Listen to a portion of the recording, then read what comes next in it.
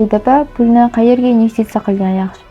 Asli o'zi insonlar mana boy degan statusni olish uchun ular nima qiladi? Boy degan status qayerda? Boy degan status qimmat mashinalarda yurishi, qimmat brendovoy kiyimlarni kiyishida, masalan, ayollar qimmat sumkalar ishlatishida, qimmat telefonlar ishlatishda yoki sayohatlarga chiqishda, ko'p sayohatlarga chiqishda va eng qimmat otellarda turishi bu boy degan statusni ushlab turish. Dunyoni asli 2 asrdan beri marketing boshqarib keladi.